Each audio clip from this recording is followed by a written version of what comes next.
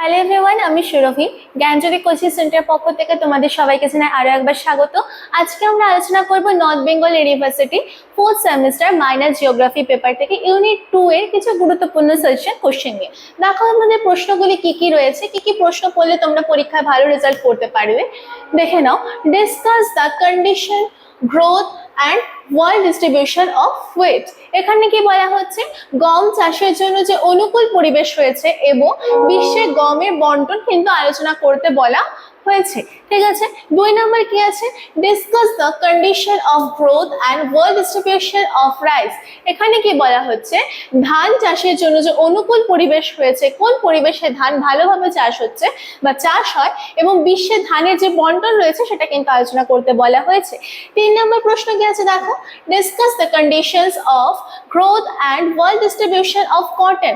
অর্থাৎ তুলো বা কার্পাস চাষের অনুকূল যে পরিবেশ রয়েছে এবং বিশ্বে তুলোর যে বন্টন রয়েছে সেটা নিয়ে কিন্তু আলোচনা করতে বলা হয়েছে। 4 নম্বর প্রশ্ন কি আছে, discuss the condition of growth and world distribution of tea. চা চাষের যে অনুকূল পরিবেশ রয়েছে এবং বিশ্বে চায়ের যে বন্টন রয়েছে সেটা নিয়ে কিন্তু আলোচনা করতে বলা হয়েছে। তারপরে প্রশ্ন কি আছে দেখে নাও, discuss the condition of growth and world distribution of coffee. এখানে কিন্তু কফির জন্য, কফি চাষের জন্য যে অনুকূল পরিবেশ এবং বিশ্ব বন্টন কিন্তু আলোচনা করতে বলা হয়েছে। তারপরে আছে 6 number, compare tea and coffee cultivation with reference to their geographical condition. এখানে বলা হচ্ছে যে ভৌগোলিক পরিবেশের উপর ভিত্তি করে চা এবং কফির মধ্যে কিন্তু তুলনা করতে বলা হয়েছে, চা এবং কফি চাষের মধ্যে।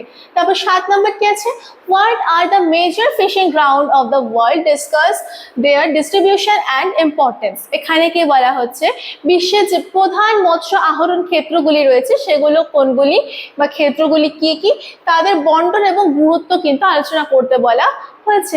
8 নম্বর প্রশ্ন কি আছে দেখে নাও, explain the factors responsible for the development of major fishing grounds of the world. এখানে কি বলা হচ্ছে, বিশ্বের যে প্রধান মৎস্য ক্ষেত্রগুলি রয়েছে বা মৎস্যচারণ ক্ষেত্রগুলি রয়েছে সেগুলির যে বিকাশ হয়েছে বা গ্রোথ হয়েছে সেগুলির কারণগুলো কিন্তু আলোচনা করতে বলা হয়েছে। 9 নম্বর প্রশ্ন কি আছে, discuss the characteristics of lumbering in the tropical forest. এখানে কিন্তু ক্রান্তীয় অরণ্যে কাঠ আহরণের যে বৈশিষ্ট্য রয়েছে সেগুলো আলোচনা করতে বলা হয়েছে। ঠিক আছে, তারপরে কি প্রশ্ন রয়েছে 10 নম্বর দেখে নাও, discuss the characteristics of lumbering in temperate forest. এখানে বলা হয়েছে নাতিশীতোষ্ণ অরণ্যে কাঠ আহরণের যে বৈশিষ্ট্য রয়েছে সেটা কিন্তু আলোচনা করতে বলা হয়েছে।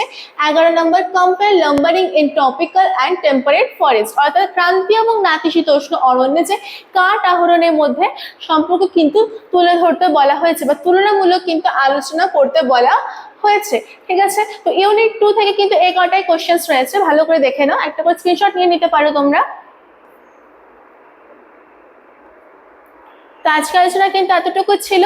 সবশেষে একটি ছোট্ট ইনফরমেশন তোমাদের দিয়ে রাখছি, দেখো তোমরা যারা ভাবছো আমাদের সাথে যুক্ত হবে, স্ক্রিনে নিচে 2টো নাম্বার দেওয়া আছে, যে কোনো একটি নাম্বারে কিন্তু তোমরা কল করে আমাদের সাথে যুক্ত হয়ে যেতে পারো। যে সুযোগগুলি পাচ্ছে দেখে নাও, live classes, high quality notes, recorded classes, 100% common suggestions কিন্তু তোমরা আমাদের সাথে যুক্ত যাওয়ার পর পেয়ে যাচ্ছ।